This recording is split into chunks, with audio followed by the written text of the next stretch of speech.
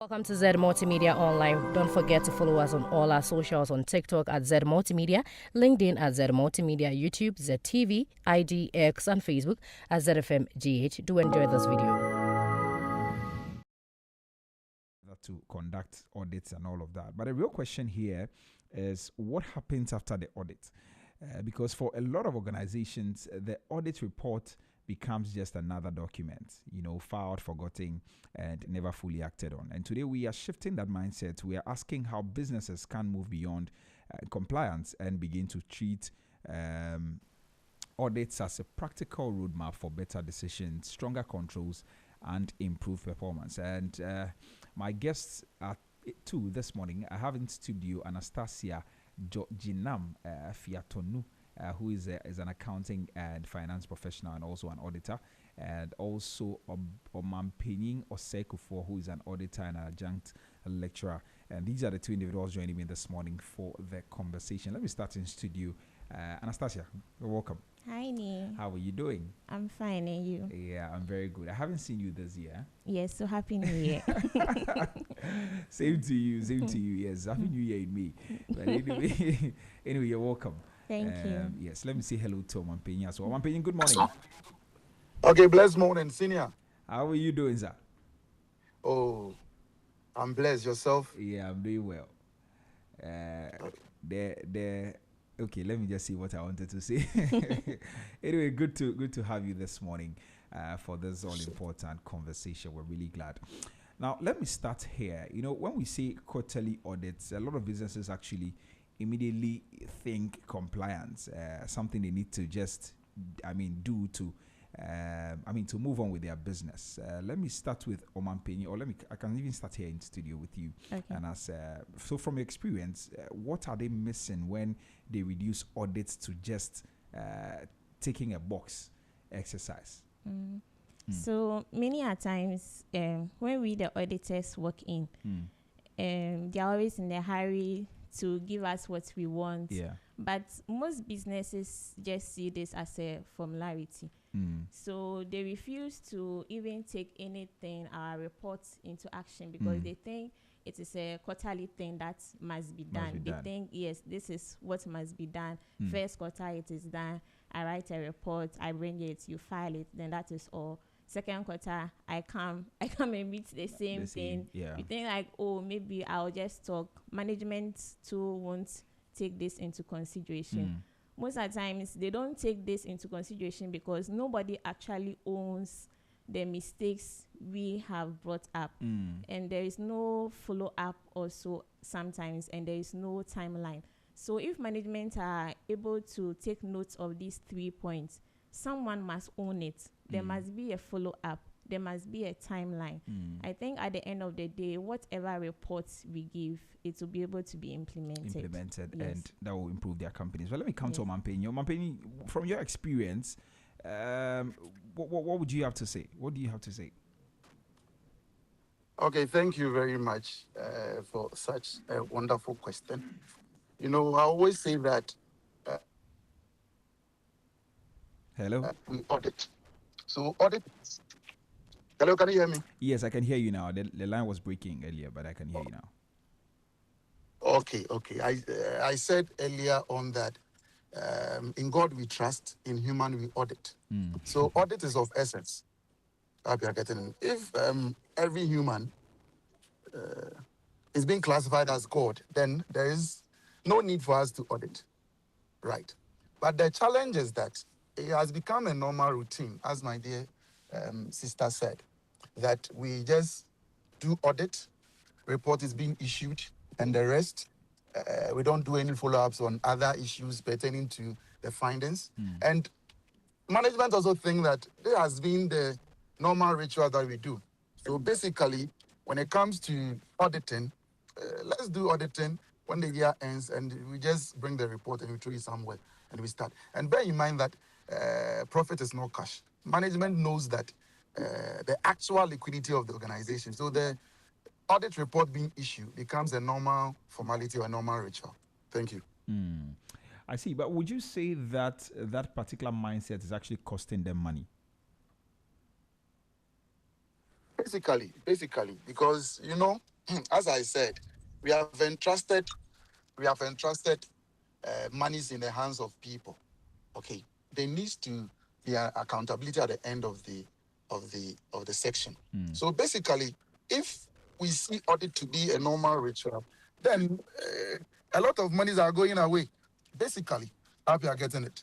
So for cash, a lot of cash are going away. If we don't put importance on auditing. I see. Anas, do you have anything to add to that? Okay, so Oman made mention that profit is not cash.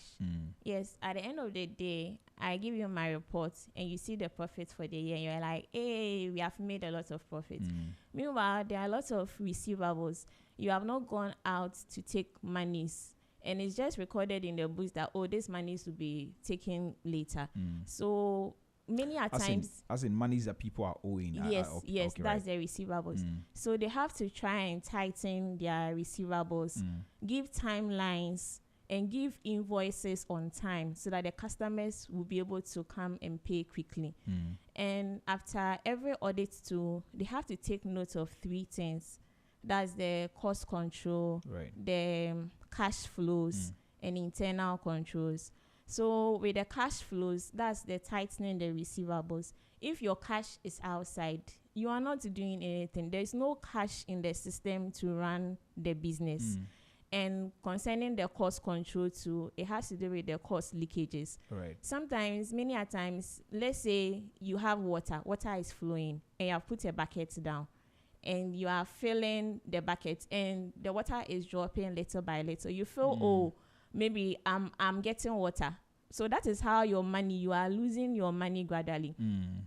For instance, misuse of fuel, misuse of toiletries in the company, stationaries, all these things, like bit by bit, they are just taking money out of the company without you realizing it. And when we come to the internal controls too, if they are not strong and if they are weak, for instance, you have to try and make segregation of duties. Somebody has to monitor, somebody has to approve. I come in, I say I want to purchase this.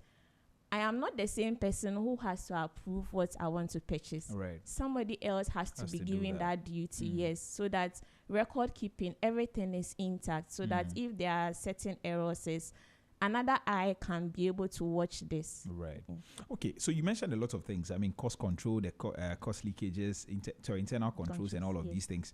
We'll break all of them down one after the other shortly. But let's stay on this particular tangent. So, you see, at what point you talk about actually reviewing and implementing, at what point should a business move from reviewing those findings to actually implementing them? And what does that shift look like, in practical terms? So right after my audit, I'm putting myself in this now. Right. So right after the audit, I come in with a report. I give you details where the company is losing focus, where there are certain weaknesses. So as I made mention earlier, somebody has to own it. Maybe I looked at one department, let's say the procurement department. Somebody has to be in charge to make sure that maybe the filing system was not done right. Somebody has to be put in charge that A is in charge of this, B is in charge of this. I moved to finance. Somebody went to buy something. They didn't bring in a receipt. Somebody has to be in charge. Follow up, bring me back the receipt, this and this. Was every transaction taken into place? Was it recorded? Somebody has to be in charge. But if after the report it is just left and nobody is in charge, nothing will be implemented. It's just the same. And you feel it's a formality, it's not going to affect your business. No, but at the end of the day, when these small errors compound, they tend to affect the growth of the business and the business is not able to grow well. I see. Omapin, do you have anything to add to that? Oh, basically, I always say that if internal controls are weak, the financial statement is supposed to be thrown away. Yes, if internal controls are weak, financial statement is supposed to be thrown away. As my dear sister said, if we do purchase items, we're supposed to get receipt to acquit for the payment done, right? It's internal control system. So the first time I came to your studio, I made mention of a certain acronym called SOAP-SPAM. Yeah. How they are getting it. If internal controls are strong, financial statements supposed to be leveraged on. How you are getting it. But if internal controls are weak, as my dear sister is saying, we need to make sure that we have someone in charge of purchasing, someone in charge of receiving, and others. So basically, it all boils down to internal controls, internal controls, internal controls. Because human beings are from God, and accountants are also from God. It's the only profession being treated in heaven, because you are going to be accountable to God. How you are getting it. So it's all about internal controls. Thank you. I see, but let's talk about some of the red flags. So, I mean, I know you guys have done, the two of you, you've done a lot of audits. What are the common red flags that we are seeing? And I want us to talk broad-based in terms of big businesses and even smaller ones. What are some of the red flags that you see in your audits, Omabin? Okay, so basically, we can just break it down. Financial, operation, and what compliance. When it comes to the financials, you know that a lot of institutions have policies on how banking is supposed to be done. And places where cash is being received, corruption is at the higher side. So the first things that every organization will put in place in terms of policy is making sure that cash is being banked on time. So some of the issues that we come across is delay in banking. Okay. Some of them also don't do bank reconciliation, unsupported expenditure issues, incomplete accounting records, revenue leakages, and the rest. When it comes to operations, to movement of or management of what inventory, we all know that inventory is the lifeblood of any organization. So if inventory is not being checked well, movement is not being checked well, I hope you're getting it. And again, asset tracking. Assets supposed to be embossed. I hope you're getting it. I told you that human beings are from God. I hope you're getting it. If you live as, we'll do anything. So if assets are not being embossed, people will be taking assets home. I hope you're getting it. A lot of people are even driving companies' cars on weekends. Some of them are even using companies' cars for their building activities and others. I hope you're getting it. Procurement issues. I hope you're getting it. Procurement issues. The fundamental expenditure when it come across every organization is procurement, because every time we are purchasing, I hope you are getting it. So procurement issues, contract issues, and others. I hope you are getting it. When it comes to compliance too, human beings want to cut corners. I hope you are getting it. And your company can be closed or can be shut down if you don't comply. It goes beyond financials. I hope you are getting it. So these are some of the issues in audit we do come across. Thank you. I see. Do you have anything to add to that, Anas? Yeah, to add to what Oman said concerning the procurement, sometimes you go and purchase something from a friend. Meanwhile, the friend is selling that thing at a higher price. Normally, it's advisable that you take various tenders and the rest and check which one the price is lower, so that you'll be able to go for the cheaper one, right, to be able to help the business. Yes, and as he said, with compliance, some of them, they just don't go according to the rules. They just take things for granted. There is somebody who has to sign the memo. First, somebody writes the memo, somebody signs, it's approved. Like, there are various proceedings that needs to be followed up. So I think if all this are ahead too, and also one more thing, payroll as well. Most of the times people put in ghost names, and there are some employees that they are idle, they come to work. No, productivity must be checked. And if they are not doing the right work, they don't have to be paid per what. Yes. Right. We'll talk about people and operations shortly, but what are some of the subtle signs? This time I'm focusing on cash flow. Because on paper, I know that a business can look very profitable, but they may be struggling. What are the subtle signs that makes you see that a company or an organization is heading into a cash flow problem? receivables, if they have a lot of like as I explained, the cash is out there, a lot of people are owing them. They have not, most of the time they have not given them invoices. Maybe it's friends and family business, so they are not even able to follow up and take their monies from them. So the monies is stuck outside their business, and their business is looking good. Meanwhile, no, they have a lot of cash outside. Is that the only thing? I think maybe your man can add up. Okay. My opinion, let me come to you. Are there any things you want to add to that? I'm asking. Okay, so all right, go ahead. Okay, so basically, cash flow is the most important financial statement when it comes to all the financial statement component. Because if you are even taking over a company, don't look at profit, because I told you that profit is not cash. Retained earnings is just a fact. How you are getting it. So we need to leverage on cash flow. So cash flow have three legs: operating activities, investing activities, and the financing activities. The operating activities do talks about the operations of the organization. So the first thing that you need to check, if we are having a negative inflow or a negative figure for the operating activity, it means that our expenditure outruns our income. So there's a question mark. How we are getting it. And when you go to the investing activity and you have a chunk of your items and you are not investing, so if you have a positive figure for the investing activity, it means that you are not investing into the future of the organization.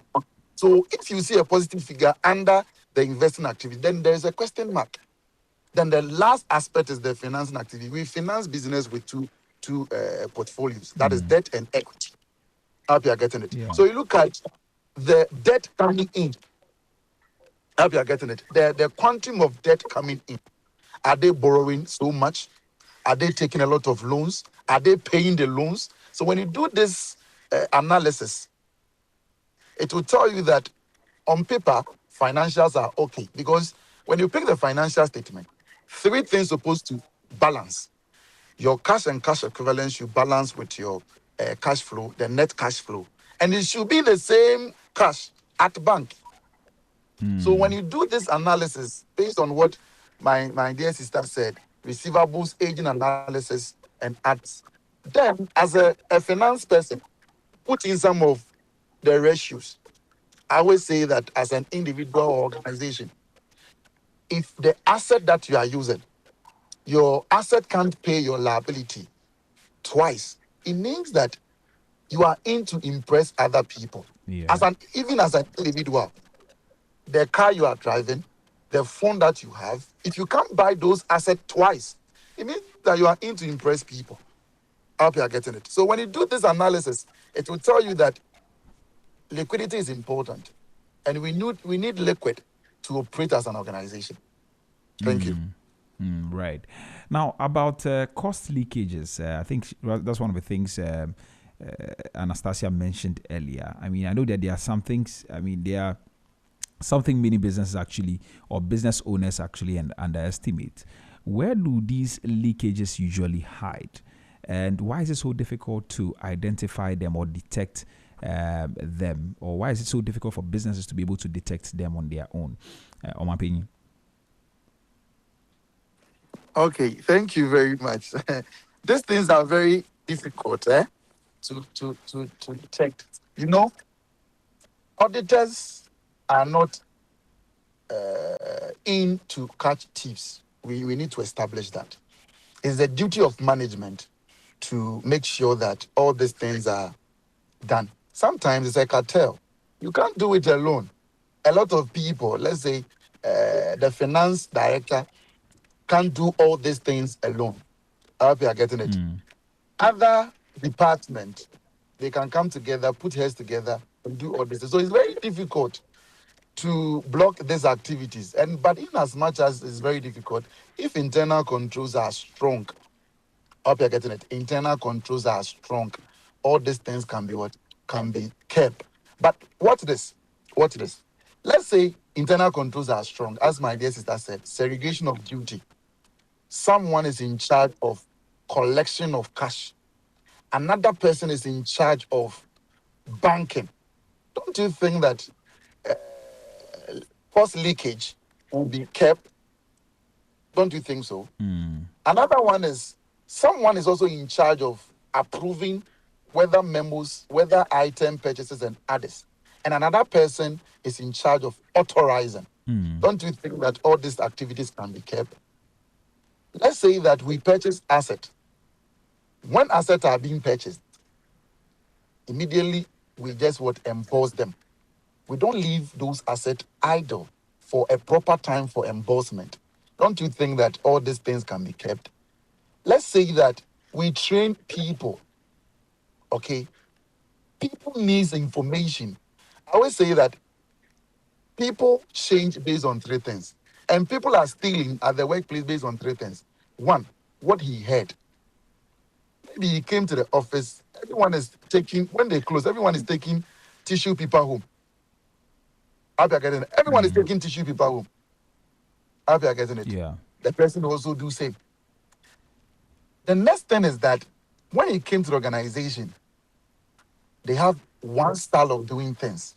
When they purchase food, they don't bring receipt. I always tell students that most of the accountants have receipt under their desk. Are you getting it? Under their desk.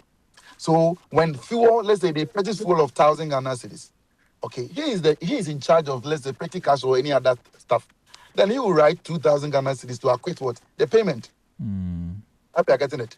And the last one is also opportunity and attitude. Okay. Others is their attitude. And we are chrome for. Are you getting it? Give those individuals all the money in the office, they will still steal. It's their attitude. Are you getting it? So basically, these things are very difficult to keep, but it all boils down to proper internal controls. Thank you. I see. You spoke about weak, strong internal controls. What does weak internal control look like? Okay, thank you very much. It's the opposite of what I said. It's the opposite of what I said. Okay, if we don't have segregation of duty, okay, one person, we work around one person. One person receives money, one person banks it. Don't you think that if I take, let's say, 10,000 Ghana cedis today, and I have the opportunity, don't you think I'll bank less? Don't you think I'll bank less? I'll bank less. I'll bank like 8,000 and keep 2,000. And no one is checking up on me, whether banking is done or otherwise. Are you getting it? So it's the opposite of the things that I said. Assets are not being embossed. Are you getting it? Assets are not being embossed. So if assets are not being embossed, people will be taking assets home. Are you getting it? We don't approve any payment. The secretary can walk up to the finance director and say that my boss said I should come for 2,000 Ghana cedis and we need to purchase. No memo is being raised. Nothing is being done. Don't you think that there will be leakages in the system? Are you getting it? People are not trained. Are you getting it? Their mindset, they are not being trained that if monies are being taken, the organization lose. So training. So these are some of the weak internal controls if it's not being done. And when you enter an organization whereby we don't have heads, no one supervise someone. Are you getting it? The organogram. We don't have heads. We don't have anything. Anyone can just stand up and do anything. Are you getting it? So basically, this is some of the weak internal control systems. Thank you. I see. Right. Thank you very much. Kindly hold on for me. Let me announce the lines in case anybody wants to join the conversation. Well, if you just tuned in or you want to join the conversation, you're free to do so. This is Business Breakfast on Z101.9 FM with me, Trebi Hamo. Now, this morning we're talking about auditing and moving from just knowing the report to actually reviewing and also taking some action or implementing them. Now, if you want to join the conversation, send me a WhatsApp on 0544-321019, 0544-321019. You can also call me on that same number, or you can call on 030395661, 030395661, and then I give you the opportunity to ask your questions or make your comments this morning. Now, We're live on Facebook at ZFMGH and on YouTube at Z Multimedia. You can also drop a comment there and we'll read them for you. My guest this morning, Omanpenyo Sekufo, he's an auditor, and also Anastasia. Yes, she's also an auditor and accountant. These are the two individuals we're having this conversation with this morning. Now, let's talk about operations and people. Now, and as you mentioned, payroll inefficiencies, you talk about the ghost names or ghost workers and all of that, and duplicated rules as well. Do you think that is more of a systems problem or a leadership problem? I would see it at both angles. It's both the leadership and the system problem. Yes, because sometimes there has been instances where you go to a company and you see a particular name and you try to find out who is this person, and maybe that person is a relative, the person is in school, so the uncle or father is trying to help by paying him or her through the company, and at the end of the day paying the SNITs as well, so that for no work done. Yes, just adding. So that is considered as a leadership problem and a ghost name. Sometimes to operations too, sometimes they can make mistakes. You are calculating a payroll and you pay somebody double. Many a times this is not seen if there is no segregation of duties. Somebody can take duplicate salaries for like years if there is no proper auditing done. So at the end of the day, this is duplication of names, which in short is a ghost name, and the person is taking salary more than necessary. And the person will never come and report because he or she feels like, oh, maybe I deserve this amount of money. Yes. So this is a two-way thing. But Omanpenyo, would you want to weigh in on that? I think she has said it all. Basically, management and operational, as she said, because before payments are done, it passes through a process. If any of the chain is being broken, I think it will cause all these leakages in payroll system. So sometimes it's management and sometimes it's operational, as she said. Thank you. I see. Well, let's address the real tension. Now, one thing that actually stands out is that businesses do the audit. They receive the reports and then nothing really changes. Why do you think that gap exists? I mean, that's that gap between reporting and action. Why do you think that actually exists, in my opinion? You know, we have a certain term that we use for that. We call it audit expectation gap. Okay, and basically is what the outsiders think that the auditor will do, and what the auditor does in practice. I'll be getting it. There is a huge gap. Okay, the outsiders think that the auditor is supposed to come in and catch thieves. So at the end, if we don't see someone being croppable, they think that the audit report did not achieve it in. I'll be getting it. So it's a huge gap which we need to close. I'll be getting it. So basically, if the auditor, his duty is to express an opinion on the financials, whether the financial statement is true and fair. That is his duty. But if it comes to his attention that there is any malfeasance, there is any fraud, then he perform other actions to unravel them. So there is a huge gap that people who even procure or who appoint auditors have the mindset that the auditor is supposed to come in and catch what? Thieves. So if that gap is being closed by we trying to educate them, trying to let them know that the auditor is not in to catch thieves and is not in to do what in their minds they are expect. So they don't put much leverage on the audit report. If the audit report is not catching any thief, it's not unraveling any malfeasance or any issues. So that is the main gap why they don't put importance or they don't put relevance on audit reporting. But so you think that is just simply because they don't understand the audit language, right?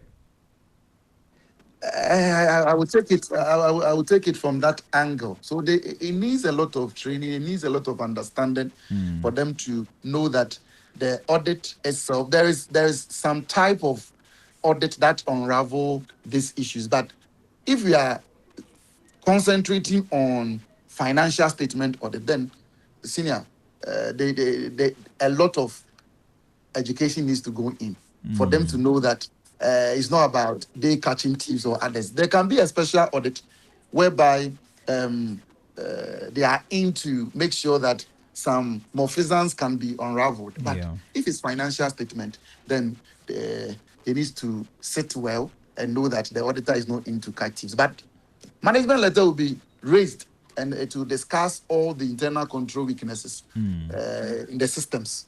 So basically, I think most of them don't understand the audit work itself. I see. You want to add anything to that? Yes, Anas? to add to that, there has been instances where people will be like, oh, our parents had no auditors, they had no accountants when they were running business, like the traditional way of handling businesses. Yes, those times business was not so complex like before, and there was a certain trust, like people who were put in charge of taking care of their monies were maybe fathers, aunties, mothers, brothers. So it was run by families. So it wasn't so complex like now that we are doing bigger things. There's IT, there's Excel, you need a professional, you need this and that. So that is what people have to note, that it's not like before. Time has changed. You need a second eye. You need somebody to come and watch and check whether everything is being done properly. Right. What would a company without, what would be the cost of, or what would it cost a business if they don't have auditors? Audit doesn't just reveal problems. It also gives the company an opportunity in the sense that it gives you, if I come to audit you, I'll be able to see certain things. I'll be able to highlight certain things to help your business grow. So that is the opportunity I'm giving you. For instance, like the ghost names like this. Maybe you were in a hurry, you missed something. I come in to watch. I've seen that. I've been able to save money for you. I've been able to advise you that give your customers invoices on time. Like, I'm giving you certain opportunities to help your business sustain and grow. Yes. I see. Omape, do you have anything to add to that? Oh, yes. You know, my initial statement that I made, I said that in God we trust, in all other things we audit. So audit is of essence. Audit is important. Okay, so in the space that we find ourselves, audit is not compulsory for those sole proprietorship and others. But for the limited liability companies, by status, is compulsory that is supposed to get auditors. Yeah. I hope you are getting it. So basically, audit is important. After the audit, management, as I told you, management letter will be raised. It will discuss areas. The first submission that my dear sister made about receivables. I hope you are getting it. The auditors will let you know that aging receivables can collapse the business. I hope you are getting it. Movement of inventory can also collapse the business. So the auditors will come out with some kind of recommendations that can shape the organization through what management letter. Because the purpose of the management letter is to discuss internal control weakness. I hope you are getting it. Yeah. And because we are not God, I hope you are getting it. There should be audit. We have entrusted resources in your hands. We have entrusted a lot of issues in your hands. Since you have entrusted a lot of issues, it should end at accountability. What stage? You need to be accountable. But if we are all angels, we trust ourselves, we do other stuff, then there won't be the need for audit. I'll be getting it. So audit is of essence. Audit is important. All right. Anyway, let's shift to solutions. So if a business owner is listening right now and they've just completed their Q1 audit, what are the first three things you think they should prioritize immediately in this quarter?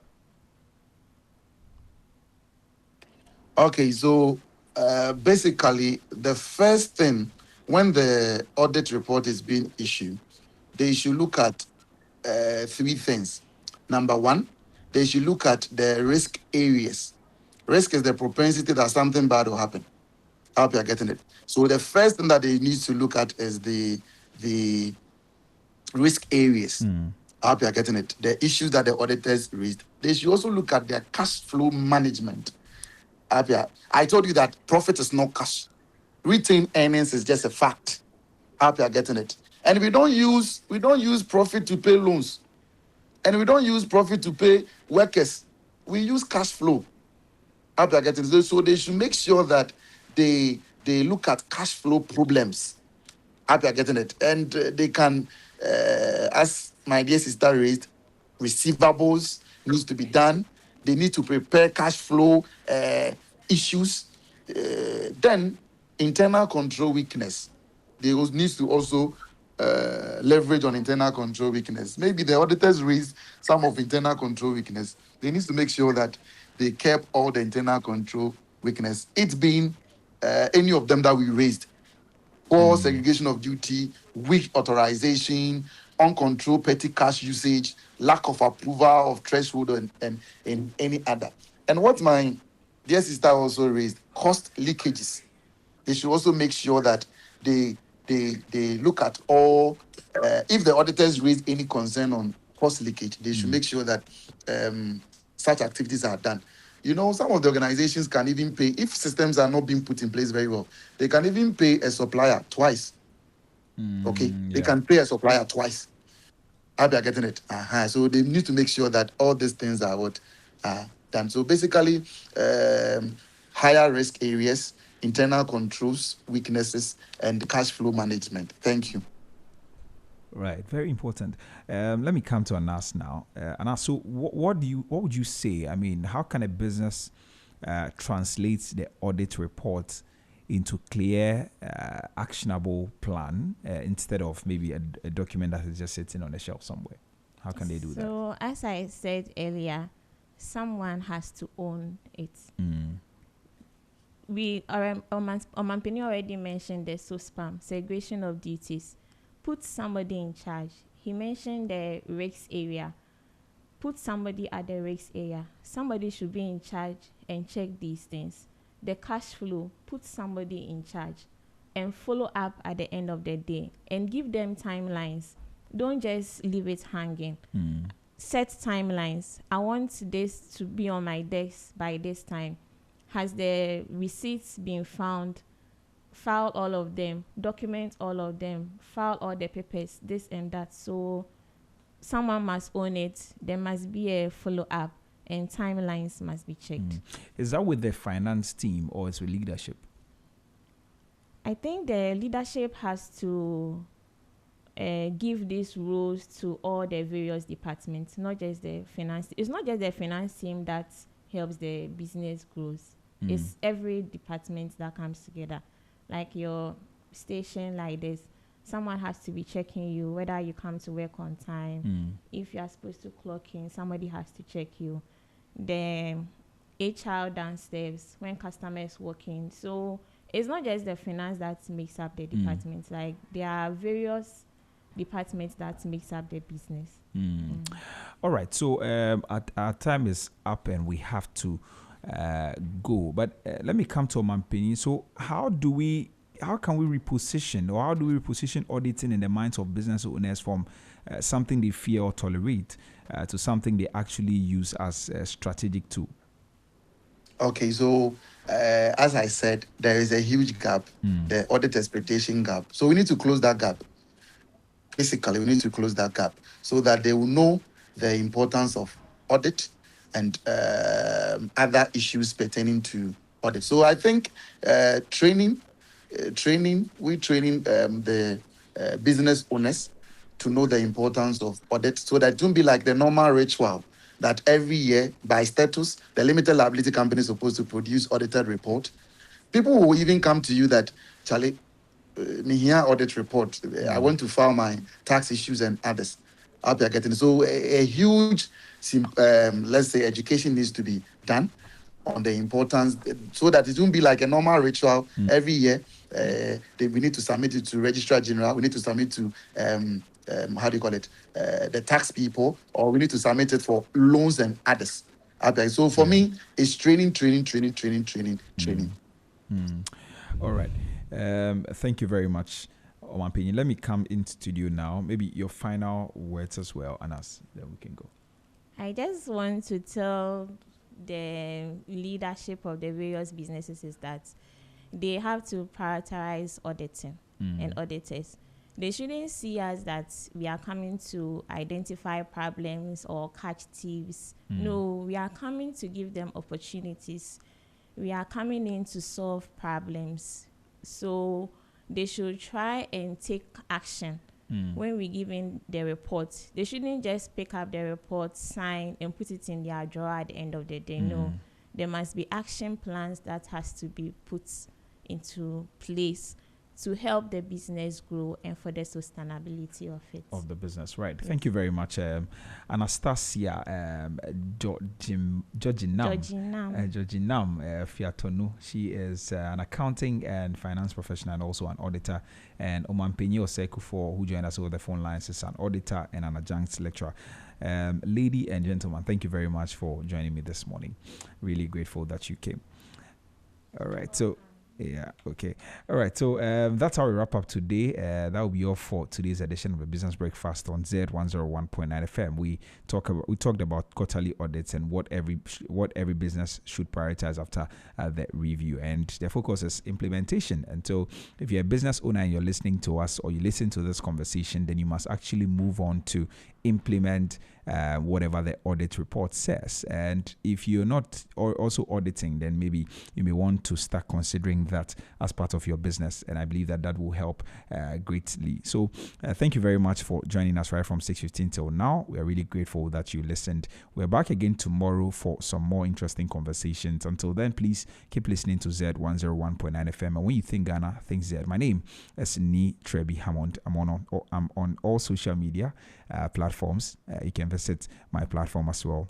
Thank you for watching. Don't forget to like, comment, and share. And also do follow us on all our socials. On TikTok at Z Multimedia, LinkedIn at Z Multimedia, YouTube at ZTV, IDX, and Facebook at ZFMGH.